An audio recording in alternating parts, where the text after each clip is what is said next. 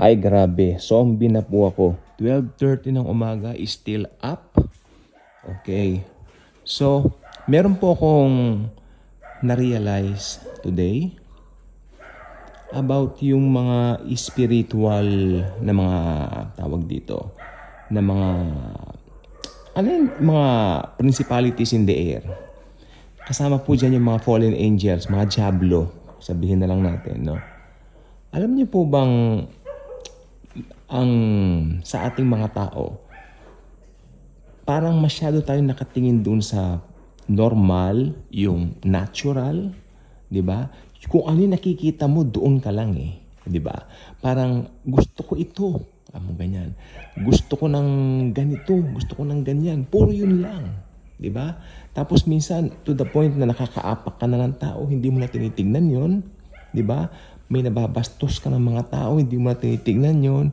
Pero may nakakakita po sa atin. Siyempre, ang Panginoong Hesus, nandyan po siya. Talagang all-knowing. Diba? Siya po ay Diyos, siya ay makapangyarihan. Pero meron din nakakakita sa atin ng mga hindi natin nakikita. Ito po yung mga fallen angels. Ito po yung mga diablo, ito yung mga demonyo nakapalibot. Nakikita po nila. Ayan ang spiritual realm, no? Nakikita tayo ng spiritual realm samantalang sila hindi natin nakikita. Not until malagutan kayo ng hininga. Doon nyo palang malalaman na tulad ng mga taong nadidisib ng demonyo ngayon na wala raw impyerno. Hindi sila naniniwalang may impyerno. Diba? Parang dinededman nila yung impyerno. Pinagtatawanan nila ang Christianity. Dahil mga achiever sila ng mundong ito. Yes, pinagtatawanan nila ang Christianity. Meron po lumalabas ngayon social media, it feels na hindi siya, parang I feel na hindi siya naniniwala sa Diyos. Parang they don't believe in God at all. Pero alam niyo po bang mangyayari? Once na sila po ay nalagutan ng hininga na matay po sila. At ang masaklap ito, pwede silang mamatay sa aksidente, pwede silang mamatay sa biglaang pamamaraan. Ang kamatayan po biglaan. Amen? Yan ang gusto kong ma-realize ng bawat nanonood dito, nakikinig, na hindi pa believer ni Lord Jesus. Ang kamatayan biglaan, pag yan ay dumating, strike, dedo.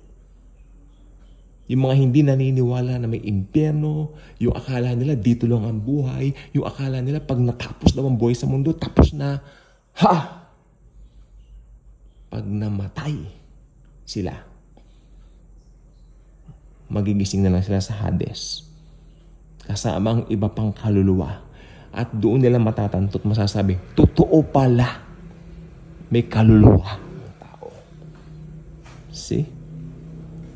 Kaya, nataalala ko dati di ba nabuhay ang Panginoon? Tapos nagpakita siya doon sa mga disipulos niya. Siyempre, tuwan-tuwa sila, nakita nila ang Panginoon. Di ba? Humingi pa nga ng fish o ng food si Jesus. Kumain siya sa harapan nila. O, tignan niyo, ako ito, kakain ako. Pero meron pong absent eh. Pangalan niya Thomas. Binansagang Thomas the Doubter. Di po ba?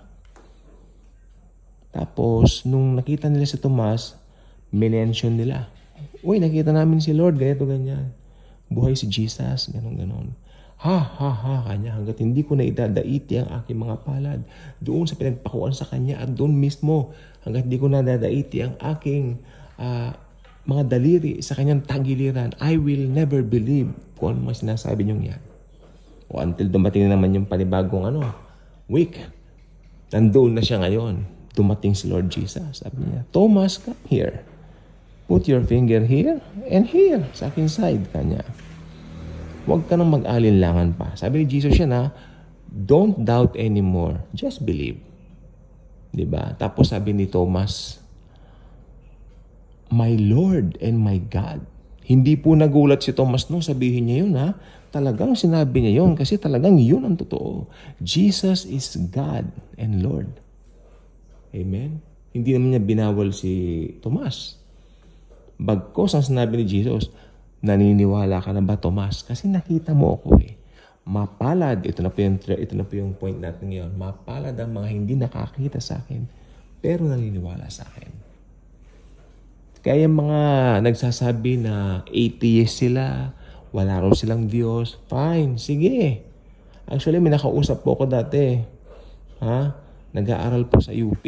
Siyempre, alam mo naman sa UP, tapunan ng idea dyan. Marami mga blah, blah, blah, chu. Why in the world you don't believe in the Lord or in God at all? Sabi niya ganon. Paano raw kung ma-realize mo na mali pala yung pinaniniwalaan mo? Kasi raw marami raw Diyos, marami raw mga Diyos ang iba't ibang lugar. Kanya. Kamangmangan na sagot. Alam mo sabi ng Bible doon, huwag nang patulan yun, no? Sabi lang ng Bible, mangmang ang taong nagsasabing walang Diyos. Dahil talagang may Diyos. Tingnan mo, tumingin ka sa paligid mo. Totoong may spiritual realm. Okay, makinig pong mabuti. Pag namatay ang mga taong ganyan ang tinuturan at winiwika, magigising sila sa Hades kasama yung iba pang mga kaluluwa. At doon po sa Hades, makinig po kayo, ang Hades ay lugar ng pagsisisi. Pero huli na ang lahat. Dahil doon sa Hades, they're just waiting for the right time para itapon sila sa Gehenna. Pero bago sila itapon sa Gehenna, ito po yung hellfire. Bago sila itapon sa hellfire na yan, sila ay bubuhayin muna, bibigyan ng katawan. Buto. May buto na pala, no? Katawan, whatsoever. Parang ganito, tangible. Then, tatapon silang sabay-sabay doon. Nauna na po doon si Satanas, si false prophet, at si Antikristo. Sama-sama sila doon. Pati mga fallen angels, sama-sama na doon. Then, tayo mga born again naman, tayo mga Kristiyano, pasok na tayo sa eternity that time. Alam niyo po ba yung eternity? Yan na po yung pinakamataas na antas. Buhay na walang hanggan. Yun na yun. We will be with Jesus forever and ever there. Hindi po yan yung millennial reign, ha? Hindi yan yung millennial reign. Tapos na yung millennial reign noon. Eternity na yun. We will be with Jesus forever. Ang sarap, di ba? Samantalang sila naman yung mga unbeliever. Together forever. May kanta natin, number 1 song, Together Forever, di ba? Rick Astley. O yan, together forever sila, yung mga unbeliever naman, doon sa Gehenna. Walang katapusang pagpapahirap. Totoo po yan. Mas magme-mention kayo na may namimiloso po sa akin na kung mabait daw ang Panginoon, bakit niya pahihirapan ng mga unbeliever? Sabi ko, it's a matter of choice. Makatarungan ng Diyos. Sabi ko, makatarungan ng Panginoon. Kaya nga niya, ginawa ang hell. Makinig po mabuti. Ginawa niya ang Gehenna. Ginawa niya yan. Hindi para sa tao. Ginawa niya yan para sa mga demonyo. Pero ang tao, ninais na piliin ng dyablo. Kaya sila napasama ron. Kasi nagkaroon nga si nature eh. Hindi po ba? I hope nakukuha niyo po yung gusto kong sabihin. So yung mga nagsasabing hindi totoong spiritual realm, tuwan-tuwa si Satanas. Nandyan si Satanas ngayon, palibot-libot lang kasama yung mga anghel niya. Tuwang-tuwa. May makakasama siya sa Gehenna. Alam ni Satanas ngayon, maikli na lang ang kanyang natitirang paghasik. Dahil tatapon na sa doon. Alam niya ang kanyang kapalaran na malapit na.